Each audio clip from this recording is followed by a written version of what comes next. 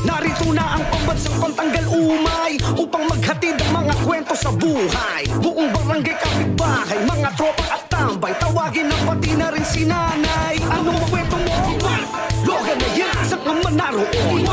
Logan na yan, gusto mong mapanood? Logan na yan, imatyogan na yan, imatyogan na yan, imatyogan na yan.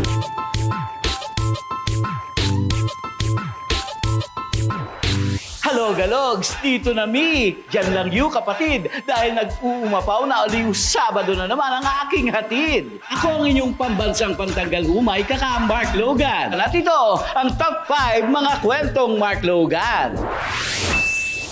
Grabe Nes, ang pagpalit ng petsa sa kalendaryo. Tiridiritso! Di mo akalaing buwan na pala ng Hunyo. O ha? Tsakulan nila tayo! Kabi-kabi lang food na naman ang magsusulputan. Kaya ngayong Sabado may ihahain kami, Logalogs. Tsak nyo itong babalik-balikan ang pagkain na in sa tag-ulan. Dito sa Caloocan City, masasama mo raw sa listahan ang kakaibang flavor ng Champurrado ni Angelique at John.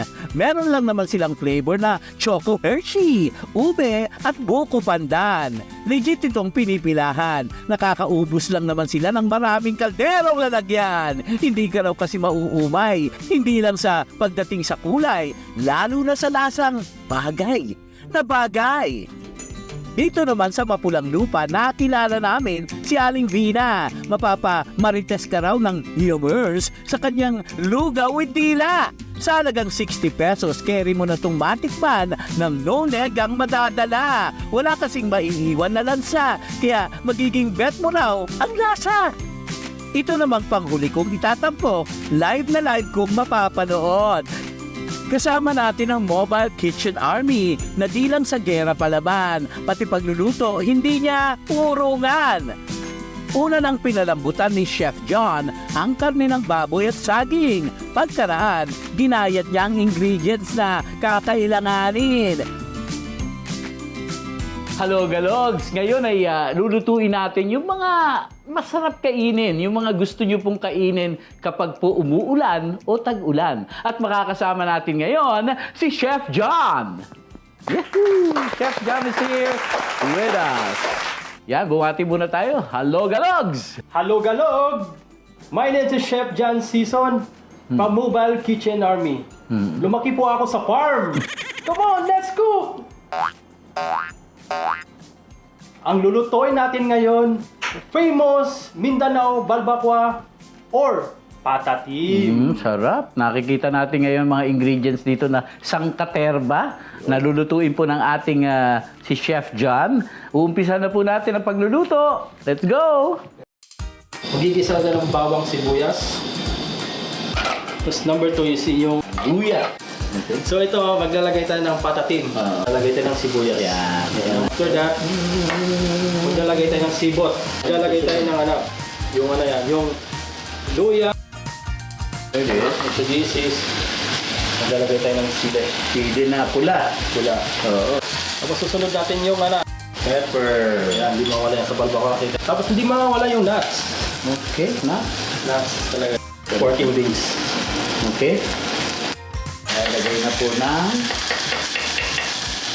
Pork stock. Pork stock. Tapos, sunod yan, ilagay natin yung patis. Ayan, seasoning natin. Pork cubes. Seasoning, ayan. Okay, susunod natin yung sili. Green. Hindi mawawala yung tanglad eh.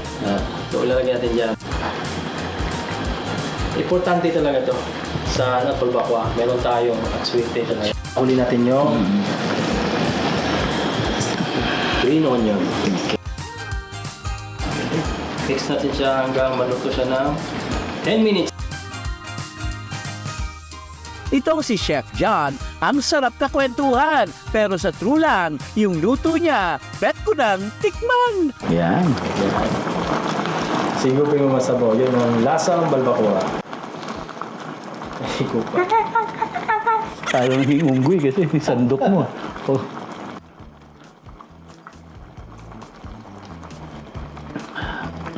Sarap. So, ulitin. Hindi nga, pero biro talaga. Masarap. Masarap. Sarap! Woo!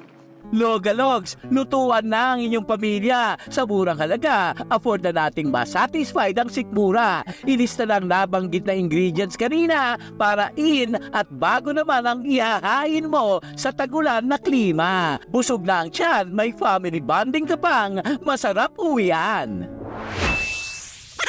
A dog is a man's best friend, ika nga. Bantay sa gabi, sa araw ay kasama, masigla at malambing. Ang mga lungkot mo raw ay mawawala sa kanilang piling. Sikat ngayon sa TikTok ang tricks and fashion ni Doggy Ying, patok na patok.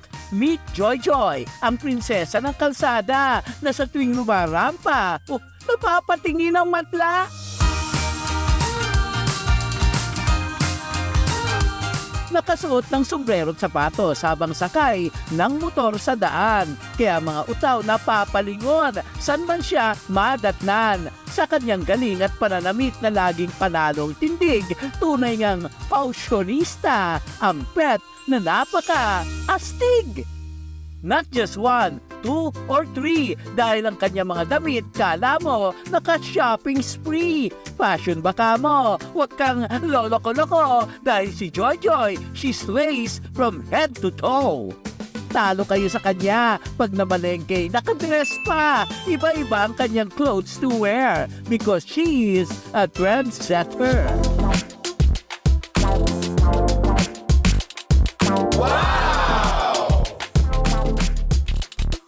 Sa unay ayaw daw nila sa mga aso, pero nang dumating si Joy Joy sa kanilang mga puso, hindi lang siya naging kaibigan, kundi isang pamilyang totoo. Wala po talaga. Wala po kaming aso dati. Di ako mahilig sa aso. Yung kasamaan ko sa trabaho, nagpapahanap sa akin ng aso. Tapos ito nasa tapat namin ng bahay. Nag-ano siya, nagbibinta. Dalawa siya, babae saka lalaki. Tapos yung sa kasama ko, gusto niya lalaki. Nung ibibigay na sa amin yung aso, dalawa. Ito kasama si Joy Joy. Tapos nung isasauli namin to, ayaw na sa amin ikunin to. Bayaran na lang daw namin. Kaya napunta sa amin si Joy Joy. Joy Joy daw ang kanyang naging name dahil she brings joy and truly a tame.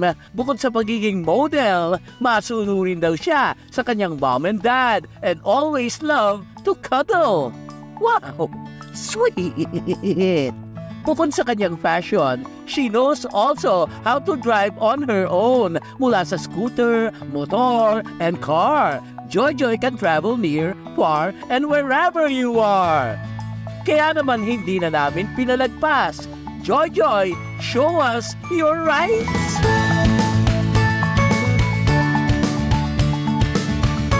Para sa kanila, hindi lang siya bantay sa bahay dahil hindi sila makakaalis. Pag kay Joy Joy, walang magbabantay. Ay!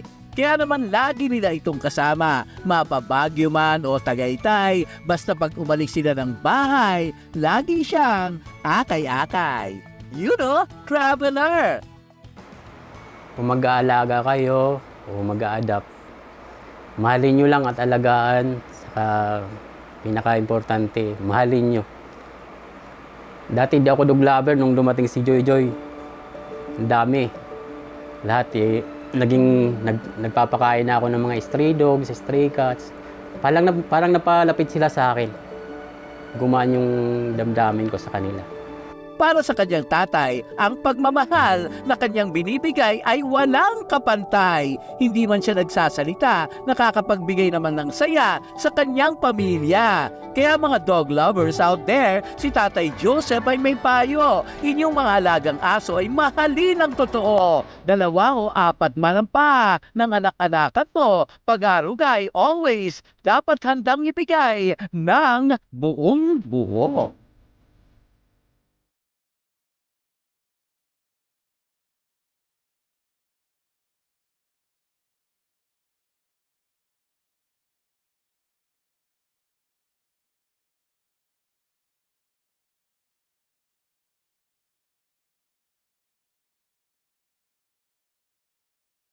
Kakaibang balanse at gimmick ang sunod kong kwento.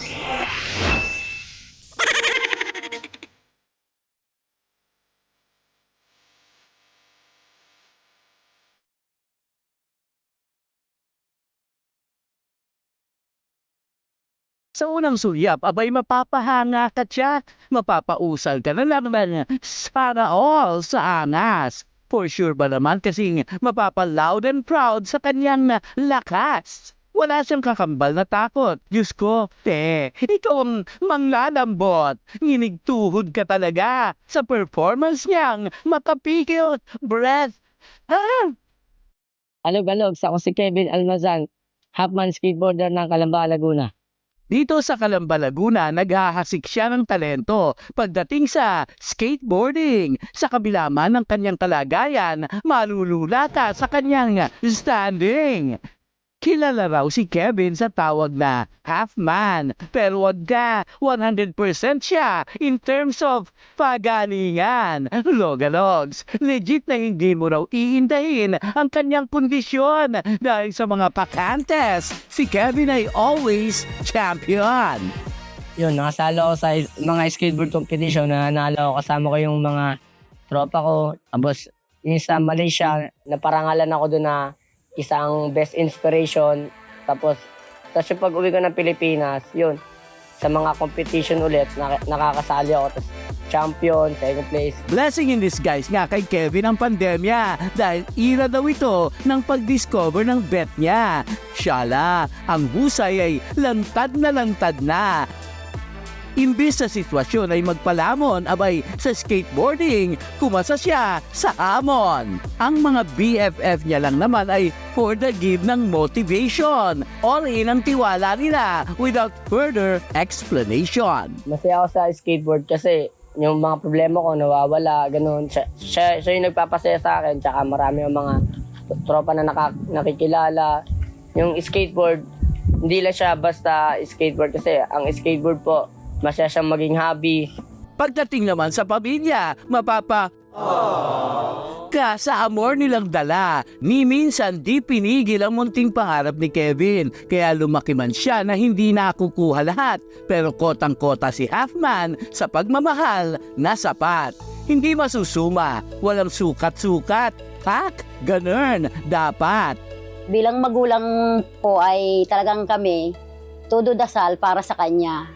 Kumbaga, naging proud po kami nga iyan ang pinili niyang pag-i-skate. Pinipili ko naman po siya nga pag-i-skate o pag-aaral. Ang pinili po niya ay yung dalawa.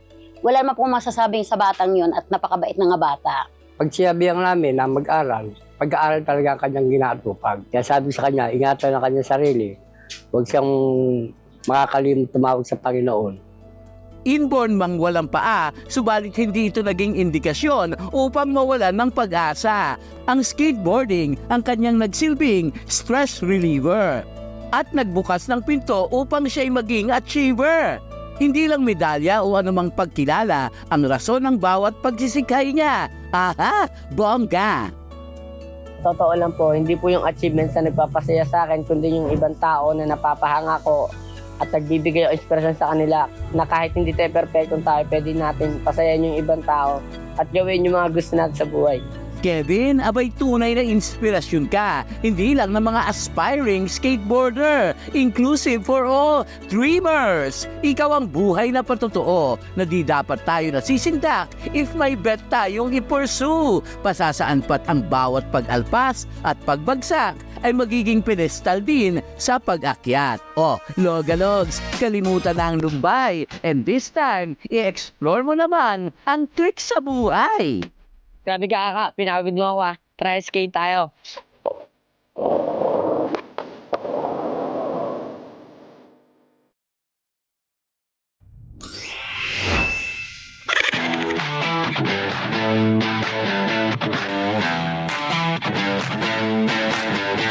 Bawat target asintado, bawat kasa, sipat na sipat ang tiyempo. Huwag mo siyang iismulin at baka mapahiya ka. Dahil sa shooting, ibang angas ni Tactical Liana.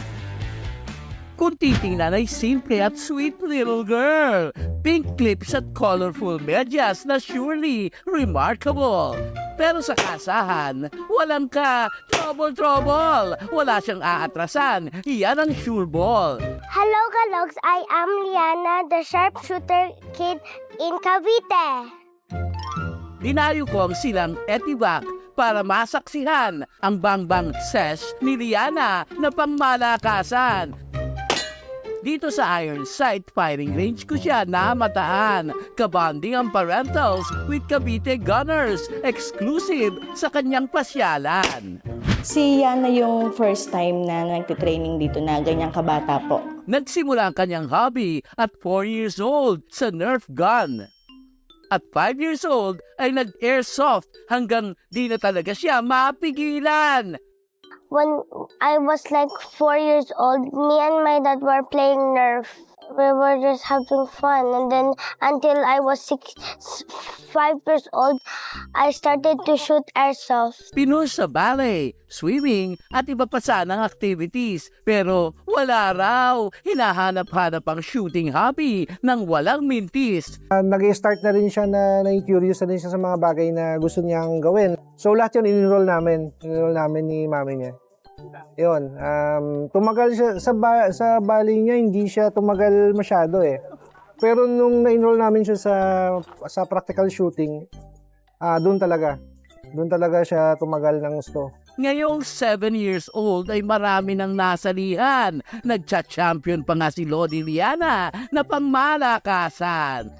In Coast Guard, I won as a champion. The Coast Guard also gave me the youngest shooter award. Oh, ang tibay dahil ang parents ay todo gabay. Super support sa unika iha nilang ginawa na ring shooting range ang bahay. Di man complete ang titay, kumpleto naman ang kaalaman. Sub-sub sa proper training at proper professional gun hunting para makipagsagupaan. Kaya mo rin consider yung gun safety. So doon kami nagsimula. Gun safety muna. May mga bata naglaro ng pellet gun. So parang kino-question niya ako, bakit sila pwedeng magbaril-barilan ng ganyan? Ayun. So pero na-curious siyang gano'n. So ini-educate namin siya na kahit laruan siya, hindi siya pwedeng itutok. Kasi ini-instill namin sa bata na yung gun ay equipment sa sports and hindi siya weapon. Maraming umeepal sa nakahiligan ni Liana pero guided siya by professionals kaya huwag mag-alala. Parang nakikita nila na pinupush ko yung bata doon, but hindi. Kasi talagang siya yung mahilig talaga doon. May isang time na umiyak talaga siya dahil gusto niya mag-practice pero hindi pwede dahil may exam sila. So talagang inis na inis siya sa akin kasi gusto niya mag-practice. Well, bukod sa pagbaril, ay may iba din daw siyang bet pag free, mag-drawing, makipaglaro, at mag-sing ala Katy Perry. I'm the champion, and you're gonna hear me roar. You roar! Liana, fan na talaga ako, mga day. I'll give you 3 stars. Iba talaga ang husay. Ang galing niya raw sa shooting ay dahil sa kanyang lucky charm na paalog-alog lang sa kanyang back para di siya ma-harm. Di tipikal at di biro ang nakahiligan ng batang si Liana. Maraming aapila, maraming di makakaunawa, pero iba kapag nakapaligid ang magulang na bumubuhos ang suporta na may tamang paggabay sa anak na umahapaw ang kumpiyansa. Ang pag-aim sa target ay di madali. Minsan asintado, minsan ay dadaplis at magkakamali. Pero Liana, ipagpatuloy mo ang hobby na napili. Harder man than it seems. Keep on shooting your dreams.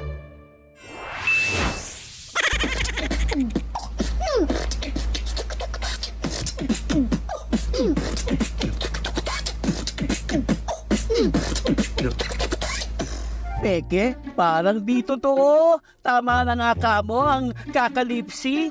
Diyos ko. Marami lang di makapaniwala. Tama na raw ang panloloko dahil imposibleng magawa ng isang bata ang ganyang uri ng talento. Down, down, down, down, this is falling down, down, down, falling down, down, down, down. So I rocked and rolled all the way to Bulacan para dayuhin ang chikiting from an iconic duo na handa sa beatbox bakbakan. Hello, Galogs! Ako nga po pala si Roxer Beat. Ako nga po pala si Beat Bricks. At kami ang viral beatbox duo ng Bulacan.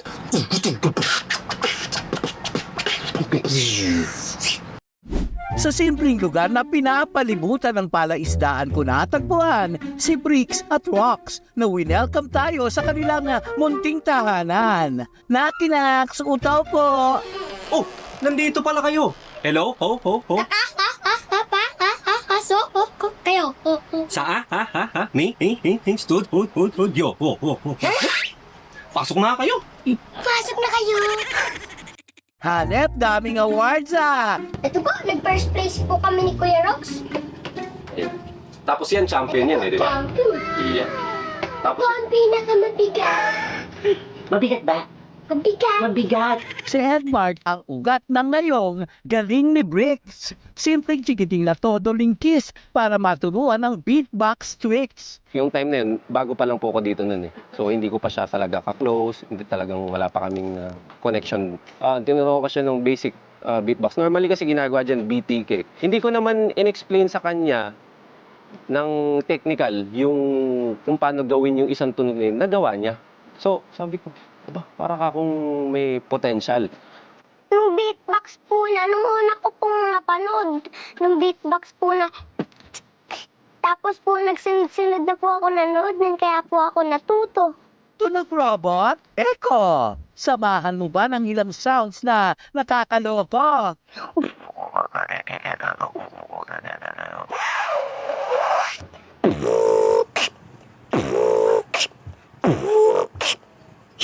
Bawat hamon ng madla ay kayang patulan. Pati ako, tinabla sa isang beatbox pakpakan.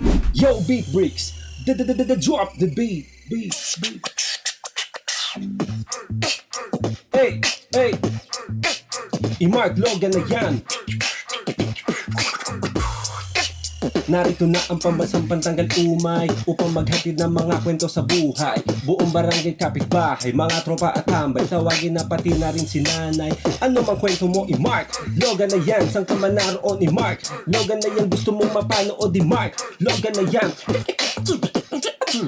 i-Mark Logan na yan. Halalog-alogs, yan na talaga kapag si Rox at Bricks ang tuloy-tuloy na bumira. Marami nang nakakilala, dinudumog na, marami nagpa-picture pag nag-guest siya sa mga event. Minsan, kinukontrol pa ng mga barangay dahil maliit nga na ano siya, na dudumog. Di naman daw naging madali kay Bricks ang pagkatuto, lalo na't manipis ang boses bata with his hagonoy punto. Hinahayaan ko kung matututo ka, kung hindi, okay lang. Kasi ayokong i-stressin siya. Gusto ko matuto siya na nag-e-enjoy. First video namin nag-hit ng million views sa TikTok. Yung Human Echo. Yung 1, 1, 1, 2, 2, 3, 3, this is the you, who, man, go. Yun yung tunog na tinuro ko sa kanya na akala ko hindi niya magagawa dahil nga pumipiyok-piyok yung boses niya. Nung pinost namin yung video na yun, dumami yung views, nagkaroon ng million views, tapos naisip ko, sundan yung videos niya hanggang sa na-build yung confidence niya sa paggarap sa video. Simula nang makilala ay kinongker na nila ang buong entablado. Sabi ko, Bricks, kaya mo ba? Sabi, opo. Ganun yung ganun yung boses niya. Ito, puntong Bulakenyo pa. Opo, ganun po yan niya. Sabi ko, wag na lang kaya. Hindi po, nag-practice po tayo eh.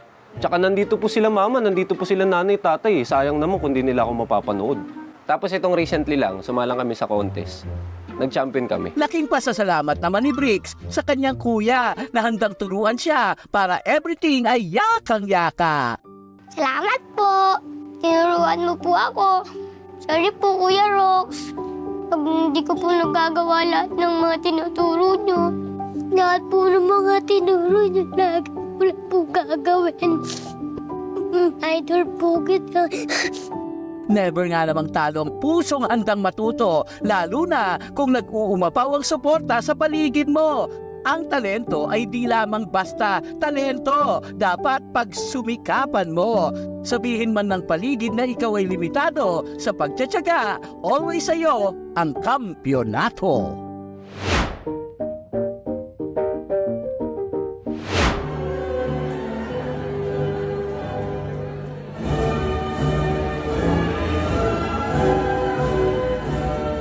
Araw ng pagtatapos kay liwanag at saya, samot-saring regalo at handa, naka-prepare na. From classrooms where we learned and grew to the stage where our goals come true.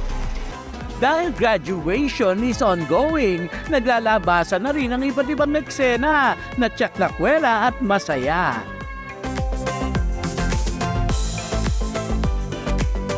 Una na dyan sila Mommy na pagdating sa makeup, akala mo sasabak sa pageantry. Paputukan ng chicks ba ang labanan? O lahat sila nagkakabugan.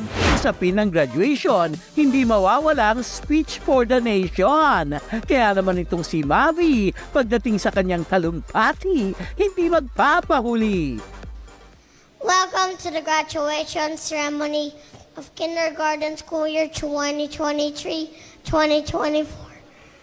I am Maverick Cyrus Manangam Huayo, and on behalf of my friends and classmates, we welcome you all to this wonderful event as we continue to study hard for a brighter future. To my mommy, daddy, my one, wawa, my kuya, and ate, and tita, and titos. Thank you for the love and support you have given me. Age is just a number, ika nga. Kaya naman si Lolo Jao mula Aklan, mga pamilya at guro sa kanya'y humanga dahil kanyang pagsisikap ay nagbunga. Bit-bit ang pangarap tungo sa inaasam na diploma. Pagdating sa medals, iba itong si Ronald. He gets all the awards, not just 1, 2, or 3 because he gets 21 medals for his dreams and family.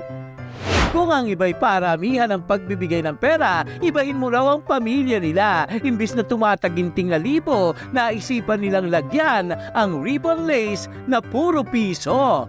Priceless! No medal, no problem. Your happiness is important to them. Kaya mga tito, to the rescue! Hinay-hinay ang sabit. Baka ang leg ay mapunit. Tuwing graduation, samut-sari man ang mga ganap, iisa lang naman ang ating pangarap na sa tagal ng panahon, ito'y magbunga at makuha ang inaasam nating diploma. Hanggang sa susunod na kwentuhan, samahan ang iyong pambansang pantanggal umay. Sabay-sabay nating basagin ang lumbay, pag-aani ng trip ng buhay. Ako po ang inyong si Kaka, Mark Logan po. At ito, ang aking top 5 kwento. Di na rin si nanay, ano ang kwento mo? I-Mark Logan na yan, saan ka man naroon? I-Mark Logan na yan, sa katerbang kwentong kwela, hatid yan ng balita. 3 dekada na natin kasama, sa mga kwento merong weta at malulutong. Pumasa ng tiyak na haring mabubuso. Balikan na papanahon, tsaka pasok yan sa kahon. Mark Logan, pananggal lumbay sa telebisyon. Ano ang kwento mo?